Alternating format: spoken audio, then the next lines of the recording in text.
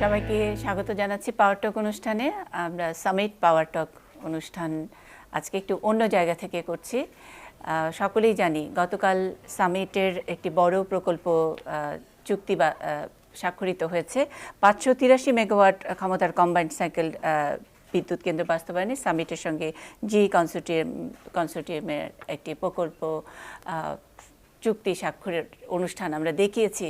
সারাদিন ভর আপনাদেরকে টেলিভিশনে আপনারা দেখেছেন এবং বাংলাদেশের জন্য খুবই একটি গর্বের একটা বিষয়। আমরা জানি সামিটকে যে বাংলাদেশের প্রাইভেট সেক্টরে বিদ্যুৎ যেভাবে এগিয়ে যাচ্ছে তার মধ্যে সামিট আসলে সামিটই করেছে এখনো পর্যন্ত, সামিটেই থাকবে, অর্থাৎ শীর্ষেই আছে। আমরা সেই কনসোর্টিয়ামের চুক্তির জায়গায় বসেই আজকের আলোচনাটি করে নিতে চাই, কারণ যারা অতিথিরা এসছেন তাদের সকলকে একসঙ্গে পাওয়া যায় না স্টুডিওতে। সে কারণে একটু ভিন্ন আঙ্গিকে ভিন্ন চেহারায় আজকের এই অনুষ্ঠান।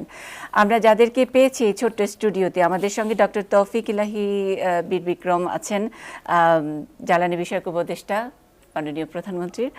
আমরা জন রাইসকে পেয়েছি, তিনি জি এবং জি গ্যাস অ্যান্ড পাওয়ারের চেয়ারম্যান। ওয়েলকাম। অ্যান্ড আমাদের সঙ্গে আছেন আজিজ খান, সামিট গ্রুপের চেয়ারম্যান।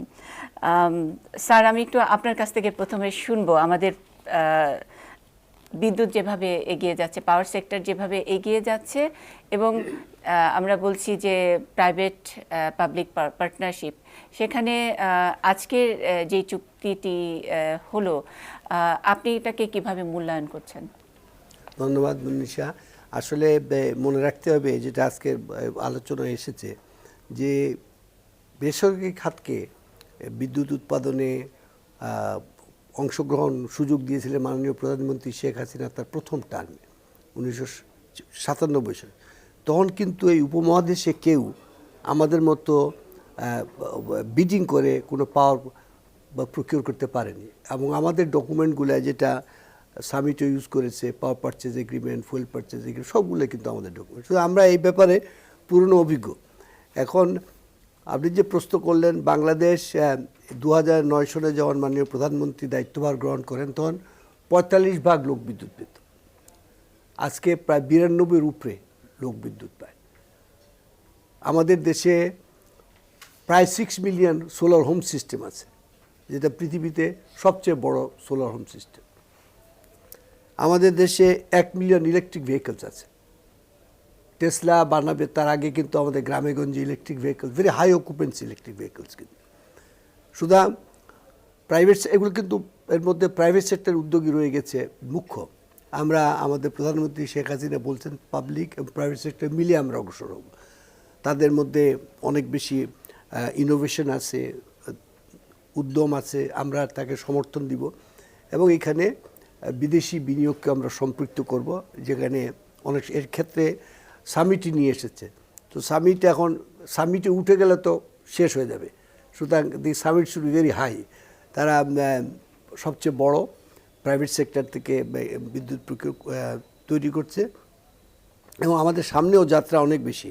আমরা এক সময় হয়তো 60,000 মেগাওয়াট উৎপাদন করতে হবে, কিন্তু আমরা আশ্বস্ত করতে চাই যে আমাদের সামনে 10,000 মেগাওয়াটের মতো প্রায় উৎপাদনের বাস্তবায়ন আছে। সুতরাং আমাদের এমন না যে আমরা সমস্যার সাথে সাথে সমাধান, এটা মাননীয় প্রধানমন্ত্রী শেখ হাসিনা যেটা বলেছেন যে আমরা স্বল্পমেয়াদী, মধ্যমেয়াদী এবং দীর্ঘমেয়াদী পরিকল্পনা নিচ্ছি। এটা অনেকটা প্যারালাল প্রসেসিংয়ের মতো, একদিকে থাকছে এদিকে 3 দিকে আমরা।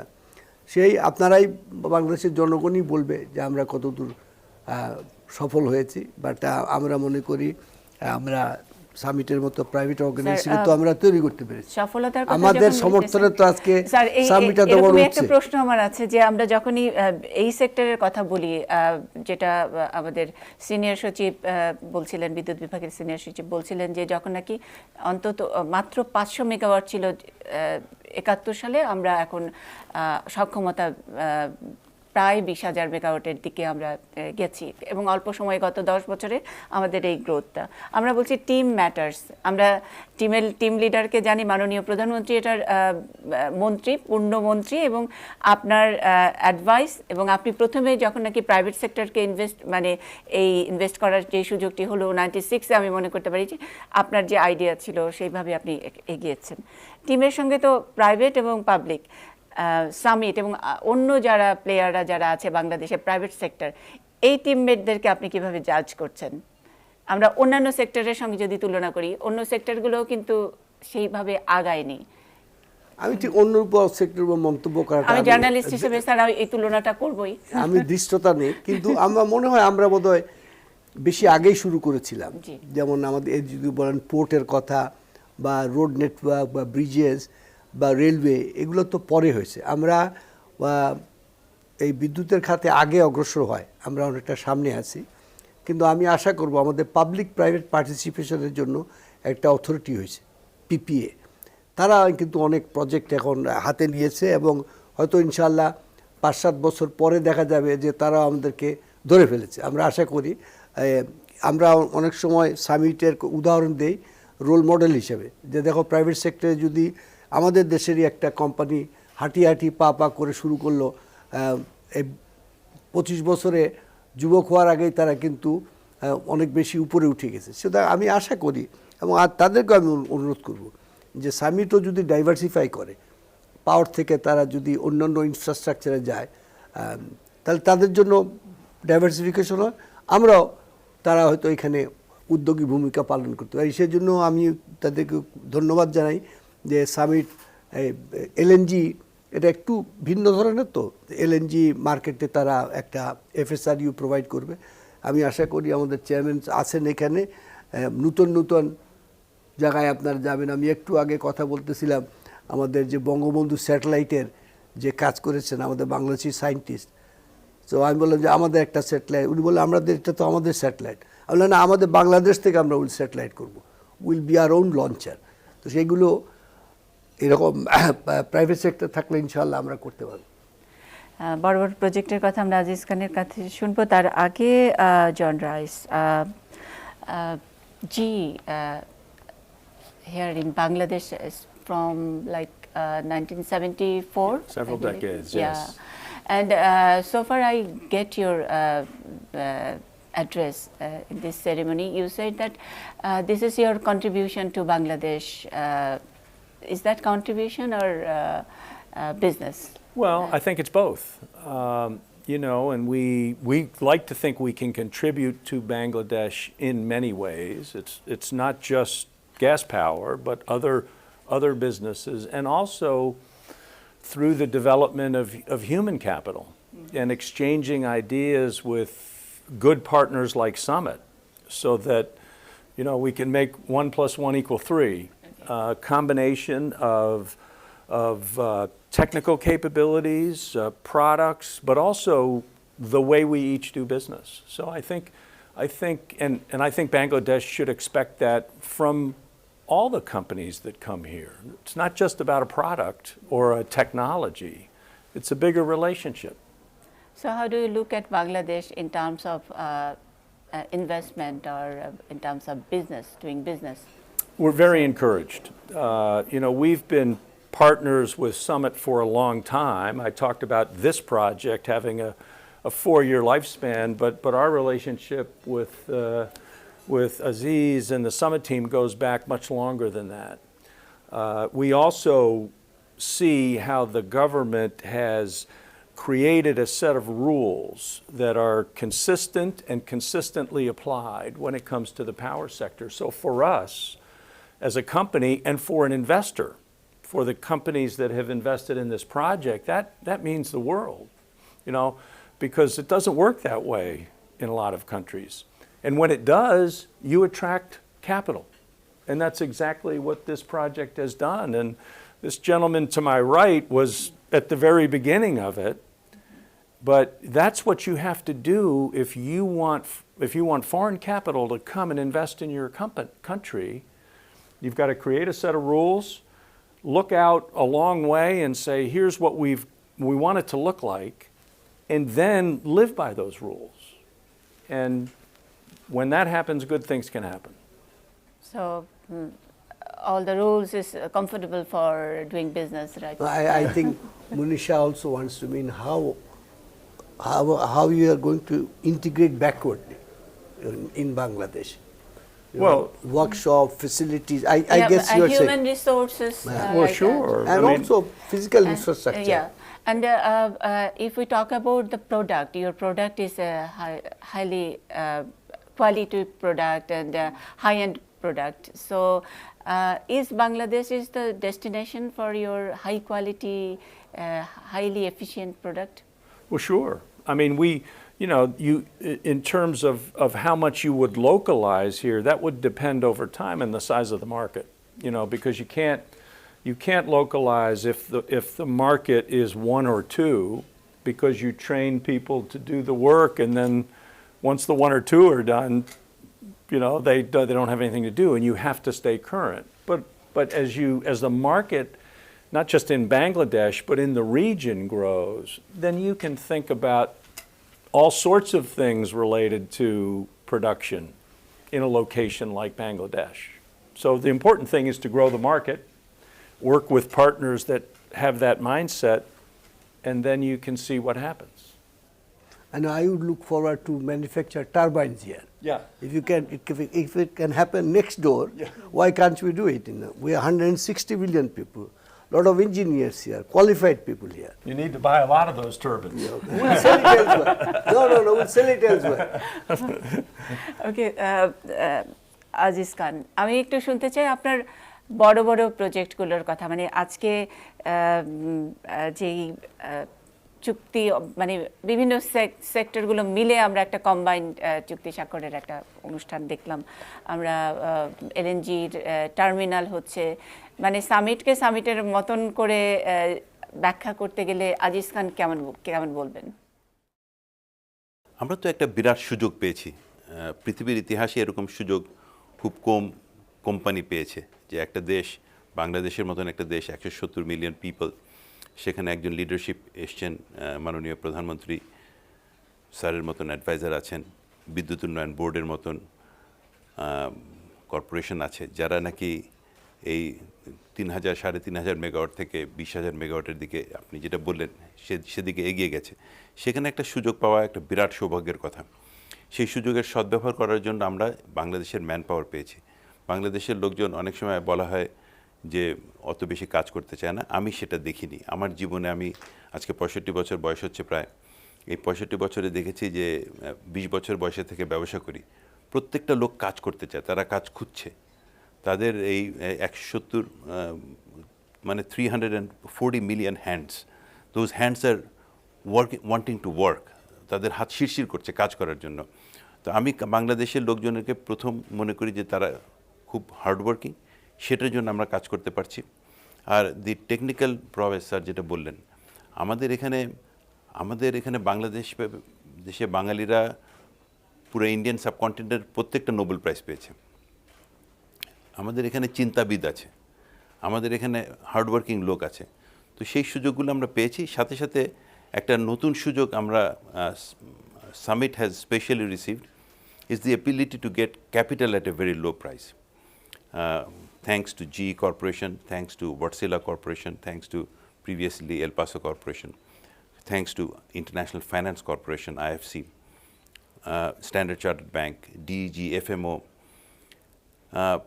Asian Development Bank, Islamic Development Bank, এই যতগুলি ইনস্টিটিউশনের কথা বললাম, এগুলো অনেকের নাম ভুলে যাচ্ছি, তারা মিলে আমাদেরকে যেই মূল্যে এবং যে টেনরে লোন দিচ্ছে, সেটা আমাকে অ্যাটলিস্ট বলা হয় যে ডেভেলপিং কান্ট্রিজের কেউ পায় না। ডেভেলপিং কান্ট্রিজ, বাংলাদেশের তো কেউ পাই না, ডেভেলপিং কান্ট্রিজের কেউ পায় না। আমরা যে ব্যবসাগুলি করি সেগুলি খুব ক্যাপিটাল ইন্টেন্সিভ। এই আজকের যে প্রজেক্টটা, সেটা 510 মিলিয়ন, মানে প্রায় 4,500 কোটি টাকার মূল্যের প্রজেক্ট। 4,500 কোটি টাকার ভিতরে 1,200-1,300 কোটি টাকার মতন ইকুইটি লাগে, অন্য টাকা লোন হিসাবে লাগে। সেখানে আমরা কিন্তু এই যে লোন এবং সংগ্রহ করছি, সেখানে বাংলাদেশ সরকার কিন্তু কোনো গ্যারান্টি দিচ্ছে না, কোনো সভরেন গ্যারান্টি নাই। তারপরে আমাদেরকে এবার প্রথম ফাইন্যান্স করছে সুইজারল্যান্ডের এক্সপোর্ট ক্রেডিট এজেন্সি, যেটাকে পার্শিয়াল রিস্ক গ্যারান্টি বলে, সেটা আমরা পাচ্ছি সুইজারল্যান্ডের সার্ভ থেকে। এর আগে তারা বাংলাদেশে এরকম কোনো প্রজেক্ট করেনি। তারা $200 মিলিয়ন জন্য, $270 মিলিয়ন জন্য গ্যারান্টি দিচ্ছে। এখানে কিন্তু একই ধারে বোঝা যায় যে সুইজারল্যান্ডের মতন দেশ বিশ্বাস করতে পারছে এখন বাংলাদেশের পলিটিক্যাল স্টেবিলিটি, বাংলাদেশের ইকোনমিক স্টেবিলিটি। তা না হলে তারা ওই রিস্কটা নিত না যে এই গ্যারান্টি দেওয়ার জন্য। যেই গ্যারান্টির জন্য স্ট্যান্ডার্ড চার্টার্ড ব্যাংক আমাদেরকে মাত্র 2.5% ইন্টারেস্ট রেটে 17 বছরের জন্য লোন দিতে পারছে। তো সেখানে আমি নিজেকে খুব সৌভাগ্যবান মনে করি এবং যতদিন পারি কাজ করে এই যেতে চাই। টাইমটাকে কি মনে করব যে এটা আমাদের জন্য একটা গোল্ডেন টাইম, যখন বাংলাদেশ একেবারে 65% তরুণ এবং কিছু কিছু করার জন্য মানে সারাক্ষণ নিষ্পিস করে। আপনি যেটা বলছেন যে এতগুলো হাত আর কিছু করতে চায়, করার জন্য তাগিদ আছে সেই তরুণ, আর লিডারশিপ এবং একটা স্টেবিলিটি, সব কিছু মিলিয়ে কি সৌভাগ্যটা গোটা জাতির, নাকি এটা কোনো গ্রুপ, কোনো ইন্ডিভিজুয়াল অথবা কোনো পলিসি, সেটার কারণে আমরা এগোচ্ছি? আপনাকে দেখেন, ডেমোগ্রাফিক ডিভিডেন্ড বলা হয় যেটাকে, সেই ডেমোগ্রাফিক ডিভিডেন্ড পাচ্ছি আমরা, সাথে পাচ্ছি লিডারশিপ। ডেমোগ্রাফিক ডিভিডেন্ড এবং লিডারশিপ এই দুটো যখন হয়, ইটস এ হিউজ সিনার্জি। ফিজিক্সে একটা টার্ম আছে সিনার্জি, এটা বেড়ে যায়, মাল্টিপ্লিকেশন। 3 3 9 হয়, 6 হয় না। তো বাংলাদেশে এখন বাংলাদেশ সরকার, বাংলাদেশের তরুণরা, বাংলাদেশের জনগণ এবং আমরা বিশ্বে একটা রোল মডেল হয়ে গেছি। আমাদের যে আগে একটা বদনাম ছিল, যেটার জন্য এই 2.5% পাচ্ছি, আমি তো সুযোগ পাচ্ছি বাংলাদেশের জন্য, কারণ বাংলাদেশের পলিটিক্যাল স্টেবিলিটি আছে, সেটার জন্য আমি 2.5% সুদে লোন পাচ্ছি। তো কাজেই আমি মনে করি দ্যাট এই এগিয়ে যাওয়ার পথে যেই উদ্দীপনা দরকার সেটা আমাদের ভিতরে আসুক, আমাদের সবার ভিতরে আসুক, তাহলে পরে আমরা সোনার বাংলা যেটা আপনি বললেন ওটা অলমোস্ট পৌঁছে গেছি। কমপ্লেসেন্সি না আসে, এটাই দরকার এখন, যাতে কমপ্লেসেন্সি না আসে। But I think living কমপ্লেসেন্সি we will B achieving the target of medium SDG specially.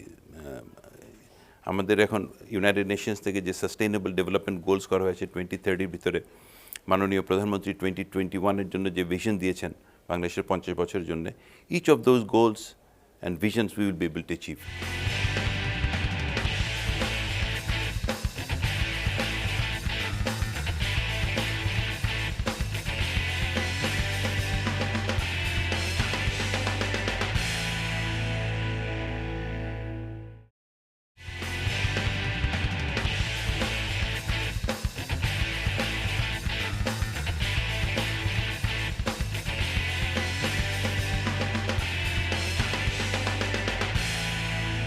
আমাদের একটা গোল আছে, যেটা আজিজ খান বলেননি, 2041-এর মধ্যে আমরা উন্নত দেশ হব।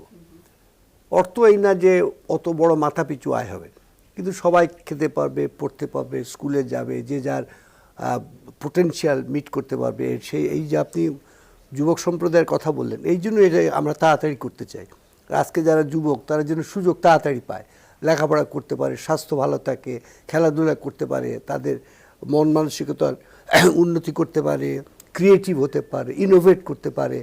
এটা যেটা একটা উৎসাহ আছে, যেটা ইটস এ লাইফ ফোর্স, এটাকে ক্রিয়েটিভলি প্রোডাক্টিভলি নিতে হবে। সেটাই আমাদের মাননীয় প্রধানমন্ত্রী, যে কারণে আপনি ভাবতে পারবেন না, উনি জানেন যখন আমাদের 45% বিদ্যুৎ পাচ্ছে এবং সেই বিদ্যুৎ আনসার্টেন, সেই সময় ডিজিটাল বাংলাদেশ বলা হয়েছে, সবাই ঠাট্টা করেছে যে বিদ্যুৎ নাই, বিদ্যুৎ চলে গেলে ডিজিটাল।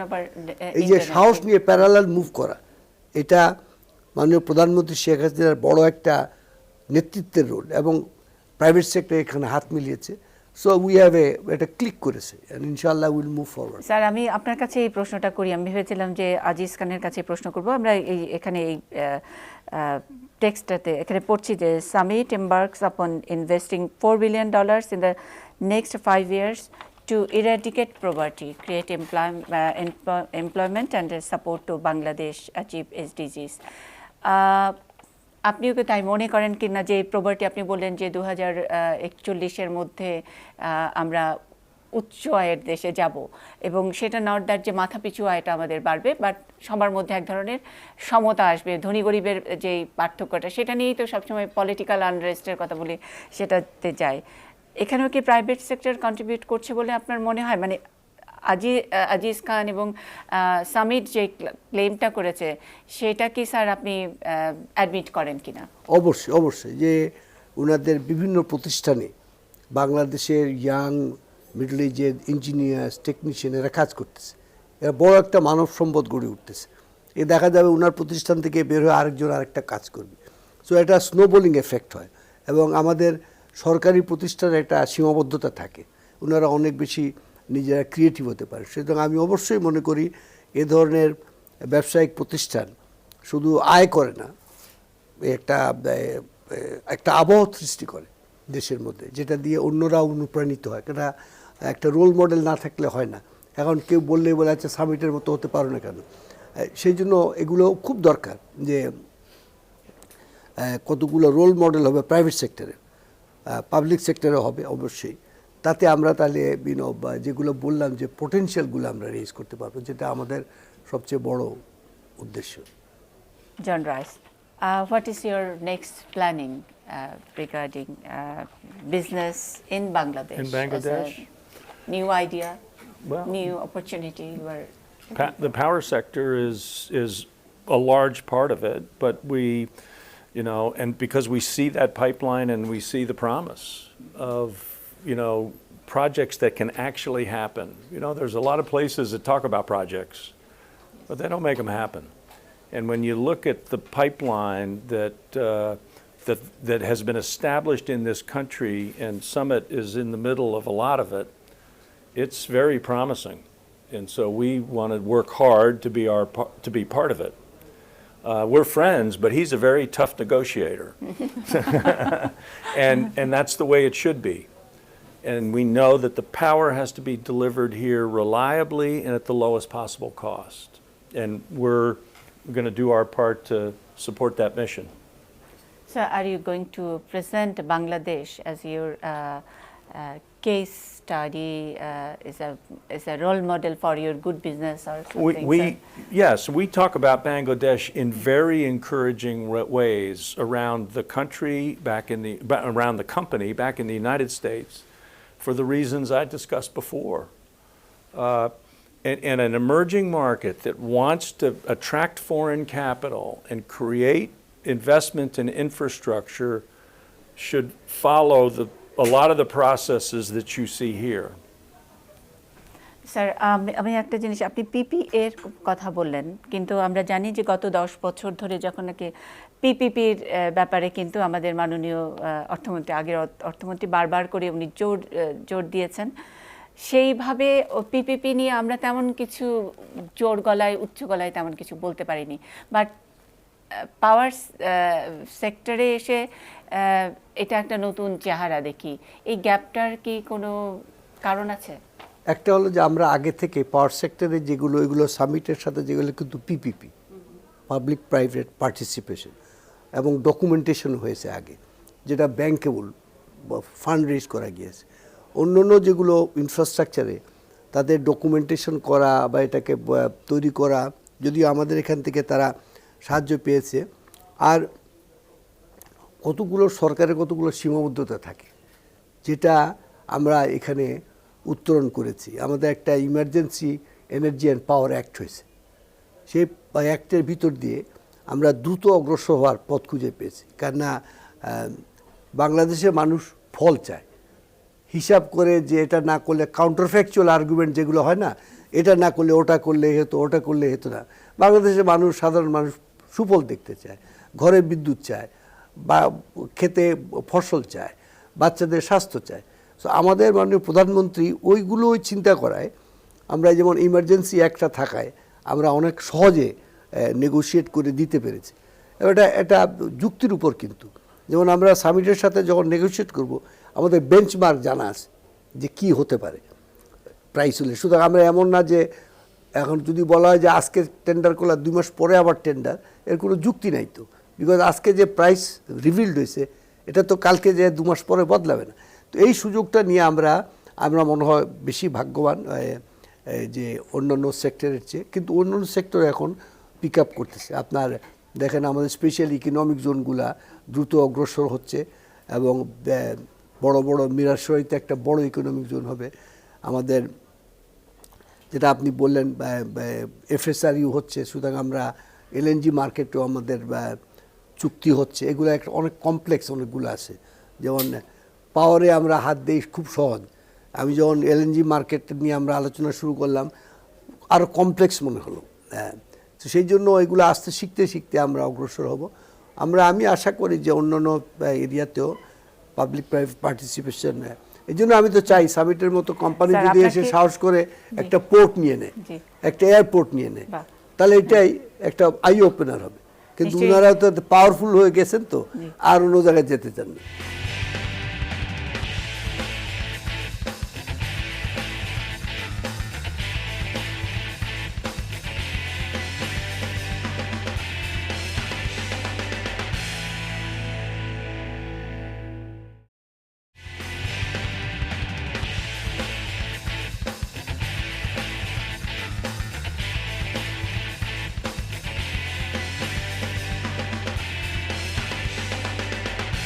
স্যার, আপনাকে কাছে পেয়ে যদি আমি এই প্রশ্নটা না করি অন্যায় হবে, কিন্তু আপনি আমাকে প্রশ্নটা আমাকে মুখে তুলে দিয়েছেন। আপনি বলেছেন যে বাংলাদেশের মানুষ হিসাব করে না, ফল চায় তাড়াতাড়ি।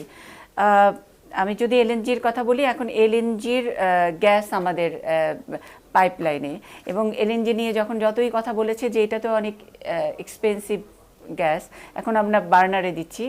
আপনি বার্নারের দাম বাড়ানো হয়েছে, জাতীয় কমিটি খুব চিৎকার চেঁচামেচি করছে। আমরা দেখছি যে ডাকসু বা ইত্যাদি এগুলোর আড়ালে হয়তো এই ইস্যুটা ঢাকা পড়ে গেছে, আমি জানি না, এটা অবশ্যই আসবে। ডাবল বার্নারের দাম বাড়ছে, ঘরের গ্যাসের দাম বাড়ছে।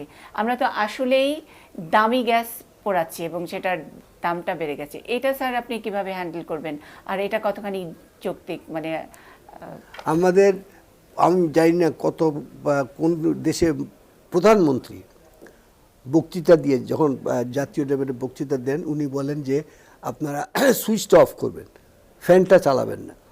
এই সাশ্রয়ী মনোভাব যেটা, এই ইস্টার্ন ওরিয়েন্টাল আমাদের দেশে একটা ফ্রুগাল মেন্টালিটি আছে, সেই সাশ্রয়ী মনোভাবটা কিন্তু খুব ইম্পর্টেন্ট।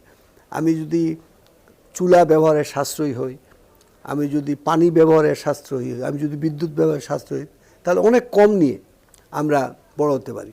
আপনি যেমন বললেন, আমি এই কথাটা না বলে পারতেছি না, because mister Rice is here. আমরা 2021 সালের মধ্যে উন্নত দেশ হতে যাচ্ছি। We are in fact reclaiming our history. More than 2000 years ago আমরা সভ্য ছিলাম, উন্নত ছিলাম। ডেস্টিনি রোল আমরা হয়তো বদলাইছি, আবার আমরা it is reclaiming our destiny, not really তো সেখানে আমাদের বিভিন্ন জিনিসের দাম কিছু সরকারও সমর্থন দিচ্ছে, এটা আস্তে আস্তে বাড়বে। আমাদের মাননীয় প্রধানমন্ত্রী যেটা বলেছেন যে আমরা কোনো সিস্টেমে শক দিতে চাই না, সুতরাং ধাপে ধাপে করব। বিভিন্ন প্রতিষ্ঠান তাদের তরফ থেকে দাবি দেওয়া দিয়েছে বার্কে, বার্ক সেটা বিবেচনা করবে এবং সেখানে ভোক্তাদেরও বলার সুযোগ আছে। আমি মনে করি ভোক্তা, কোম্পানি, সরকার, এই তিনজনের একটা সমন্বয়ে একটা সিদ্ধান্ত হবে ইনশাল্লাহ, এবং সেটা মানুষের জন্য ভালো হবে। কিন্তু আমার অনুরোধ থাকবে সবাই সাশ্রয়ী হওয়া, কম দিয়ে কাজ করা। পানি আপনি খুলে দেখবেন অনেক পানি চলে যায়, আবার পানিটা বন্ধ করেন, এইটা খুব ইম্পর্টেন্ট। কিন্তু আমরা সভ্য দেশ কিন্তু অনেক সেন্সে অসভ্য, কেননা অপচয় করা এটা কোনো জাতির জন্য ভালো না। আজকে পৃথিবীতে যত খাওয়া অপচয় হয়, এটা না হলে সারা মানুষের খাওয়া মিলে যেত।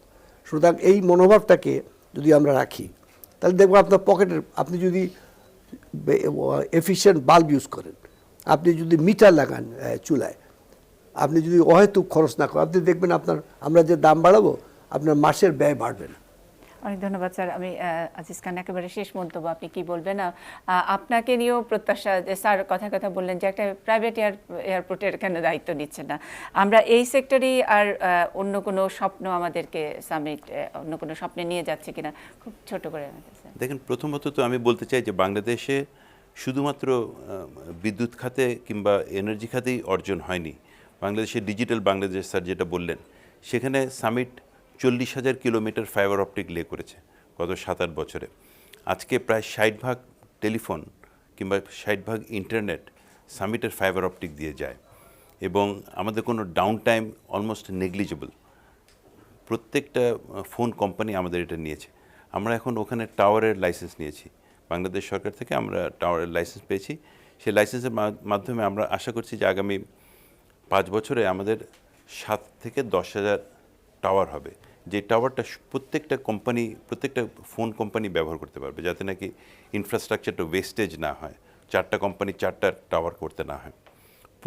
পোর্টের ভিতরে তো আমরা স্যারের আন্ডারে এসে সামিট এলএনজি যেটা, সেটা কিন্তু একটা পোর্টের মতনই, to hold, it's a terminal to hold liquefied natural gas and then regasify it and send it to the onshore for use in the national grid. তো সেখানে থেকে শুরু করে আমাদের সামিট অ্যালায়েন্স পোর্ট লিমিটেড যেটা আছে, সেটা বাংলাদেশের প্রথম রিভার পোর্ট নারায়ণগঞ্জে করেছে।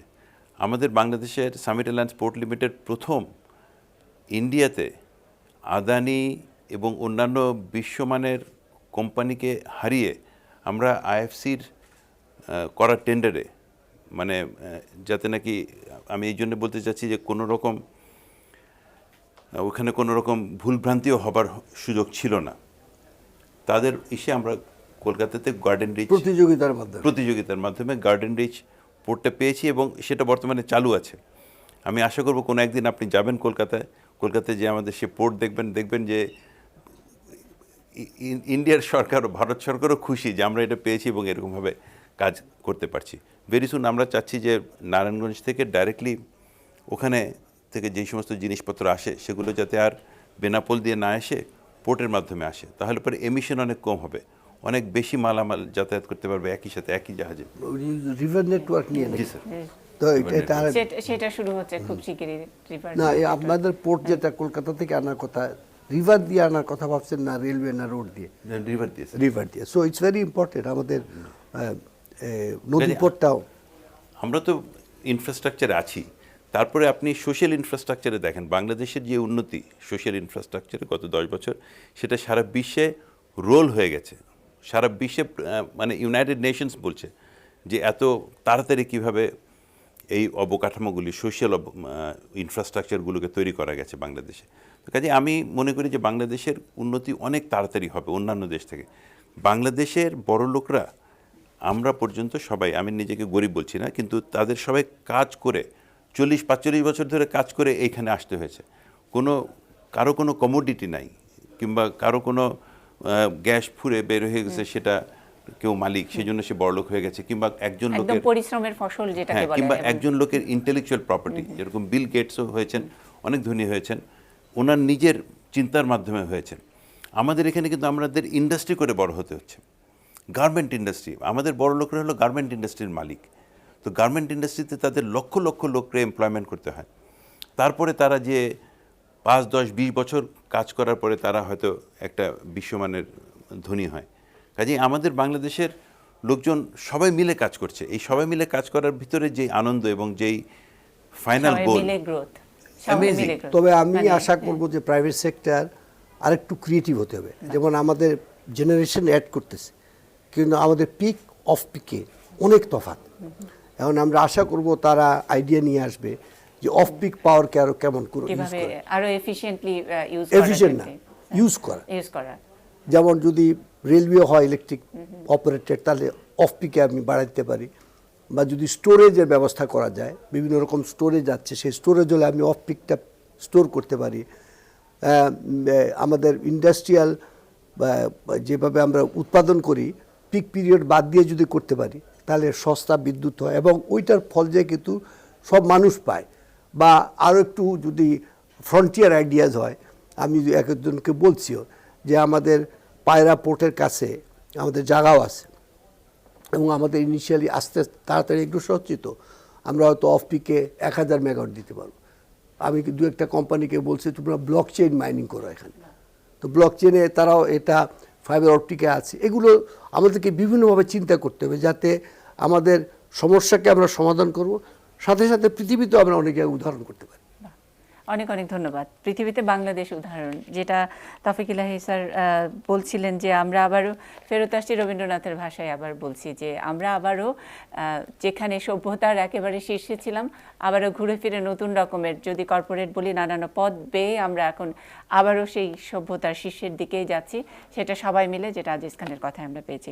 Thank you very much Rich sir, অনেক অনেক ধন্যবাদ স্যার, আপনাকে অনেক অনেক ধন্যবাদ। এরকম একটি জায়গায় আমাদেরকে চটজলদি একটু সময় দিয়ে দেওয়ার জন্য। পাওয়ারটাকে আবারও দেখা হবে আগামী সপ্তাহে নতুন কোনো বিষয় নিয়ে, নতুন কোনো অতিথিদের সঙ্গে। থাকুন এটি নিউজে।